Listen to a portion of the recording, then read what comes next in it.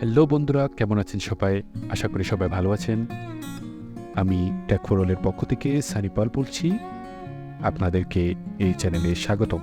আজকে আমাদের টপিক হলো যে উইন্ডোজ 11-এ ব্লুস্ট্যাক 5 এর ইনকম্প্যাটেবল উইন্ডোজ সেটিং বা এই ধরনের সমস্যার সম্মুখীন আপনারা হয়ে থাকেন। তো আমরা আজকে ওই সমস্যার সমাধানটি করব। এই সমস্যার সমাধানটি কয়েকভাবে করা যায়। তো আমরা সবভাবেই চেষ্টা করব যেন ওই সমস্যার সমাধানটি একটা না একটাভাবেই হয়ে যায়।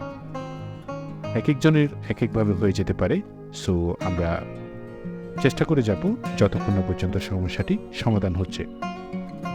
প্রথমত আমরা দেখি যে আমাদের সমস্যাটা কি। আমরা ব্লুস্ট্যাক 5টি ওপেন করব, অ্যাপ প্লেয়ারটি। সো দেখা যাচ্ছে যে এই লেখাটা আসতেছে। সো যখন এই লেখাটা আসে তখন আপনি কন্টিনিউতে ক্লিক করতে পারেন। এটি হলো একদম প্রথম সমাধান। কন্টিনিউতে ক্লিক করলে দেখা যাবে যে Hyper-V টুল নামে একটি অ্যাপ রয়েছে, যেটা আপনার অটোমেটিকলি আপনার অ্যাক্টিভেট করতে চাইবে এবং পিসি রিস্টার্ট নেবে। তো আপনাদের দেখাবো যে অটোমেটিকলি সেটা কিভাবে অন হয়ে যায়। তো এরকম দেখাবে, আমি স্ক্রিনশট তুলে রেখেছি। দেখেন এই যে, তারপর ওকে দিবেন এবং পিসি রিস্টার্ট করবেন ফার্স্ট অফ অল। এরপর আমি একটি নোটপ্যাডও তৈরি করে রেখেছি আপনাদের জন্য, যে আপনারা কিভাবে সেটা করতে পারবেন। ঠিক আছে, এটার একটা অ্যাপ রয়েছে, এই যে এই অ্যাপটি। এই সমস্যাটা সাধারণত Hyper-V এনাবলের ডিসেবল থাকার কারণে হয়ে থাকে। তো আপনারা কি করবেন, আপনারা এই অ্যাপটি ডাউনলোড করে নেবেন। আমি ডেসক্রিপশন বক্সে এর লিঙ্ক দিয়ে দেব। সো এই অ্যাপটি যখন ডাউনলোড করবেন তখন আপনি রাইট ক্লিক করবেন, তখন রান এস অ্যাডমিনিস্ট্রেশন এটাতে আপনি ক্লিক করবেন। ওকে, সো এটাতে ক্লিক করার পর আপনাদের এইরকম ঠিক একটি কি আসবে, উইন্ডো আসবে। এটা অটোমেটিকলি ডিটেক্ট করে আপনার Hyper-V এনাবল করে দিবে এবং রিস্টার্ট চাইবে। আপনি সেটা রিস্টার্ট দিয়ে দেবেন। আশা করি এতে প্রবলেম সলিউশন হয়ে গেছে। এরপরেও যদি আপনার যে প্রবলেমটি থেকে যায়, যে পরেও দেখা যাচ্ছে যে না, এরপরেও দেখা যাচ্ছে যে আমরা যখন এই যে এখন ব্লুস্ট্যাক আমরা ওপেন করতেছি, সেম একই প্রবলেম। সো এরপরেও যদি থেকে যায়, আপনি এটি ম্যানুয়ালি অন করতে হবে। তাহলে আপনি ম্যানুয়ালি কীভাবে অন করবেন? আপনার উইন্ডোজ অপশনে যাবেন, সার্চ অপশনে যেতে পারেন। ঠিক আছে, উইন্ডোজ 10-এর সার্চ অপশন এক এক রকম হতে পারে। হ্যাঁ, তো আপনি এখানে লিখবেন turn Windows feature on and of. তো এটাতে ক্লিক করবেন। ক্লিক করার পর দেখবেন যে এখানে অনেকগুলি অপশন চলে আসবে, লাইক অনেকগুলি। সো আপনি এটাকে বড় করে নিলাম ভালো করে দেখার জন্য। কি অন করতে হবে আমি আপনাদেরকে এই অপশনগুলো দিয়ে দেব। এই 5টা অপশন আপনাদের অন করতে হবে। প্রথমত হচ্ছে Hyper-V, তারপরে হচ্ছে ভার্চুয়াল মেশিন প্ল্যাটফর্ম। এটা যদি আপনি একটু স্ক্রোল করেন, এই যে স্ক্রোল করলে এখানে দেখতে পাবেন ভার্চুয়াল মেশিন প্ল্যাটফর্ম, এখানে টিক চিহ্ন দিবেন। এবং উইন্ডোজ হাইপার-ভিজুয়াল প্ল্যাটফর্ম, এখানে টিক চিহ্ন দিবেন। তারপর উইন্ডোজ স্যান্ডবক্স, এই যে উইন্ডোজ স্যান্ডবক্স, এটাতে টিক চিহ্ন দিবেন। এবং লাস্ট অফ ওয়ান হচ্ছে উইন্ডোজ সাবসিস্টেম ফর লিনাক্স, এই যে এটাতে। তারপর ওকে দিবেন, পিসি রেস্টার্ট করবেন। এটা অটোমেটিকলি একটি সবগুলো অপশন আপনার এনাবেল করবে। দেন হচ্ছে আপনি পিসি রেস্টার্ট চাইবে, আপনি পিসি রেস্টার্ট দিয়ে দেবেন।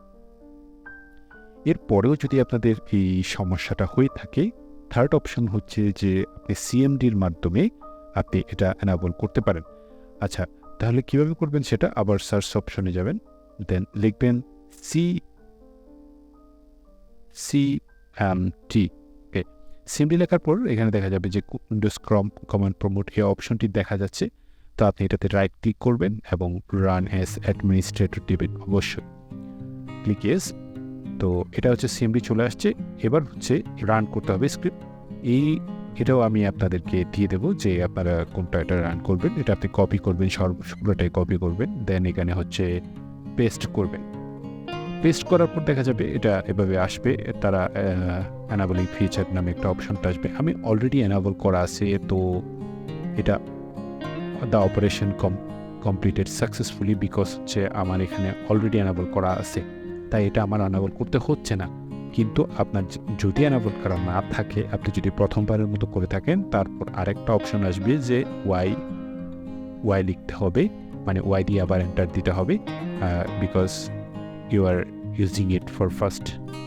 তারপর আপনার সমস্যার সমাধানটি হয়ে যাওয়ার কথা, কিন্তু এর পরেও যদি আপনার এই সমস্যার সমাধানটি না হয়, লাস্ট অফ অল সব কিছু করার পর তারপর দেখবেন যে আপনার অ্যাপ প্লেয়ারে যাবেন, যে অ্যাপ প্লেয়ারটা আপনি ওপেন করতে চাচ্ছেন এই অ্যাপ প্লেয়ারে যাবেন, রাইট ক্লিক করবেন, প্রপার্টিসে যাবেন, প্রপার্টিসে যাওয়ার পর এই ট্যাবে যাবেন, ট্যাবে যাওয়ার পর এখানে দেখবেন যে run this program as administrator, এটাতে ঠিক চিহ্ন দিয়ে ওকে দেবেন।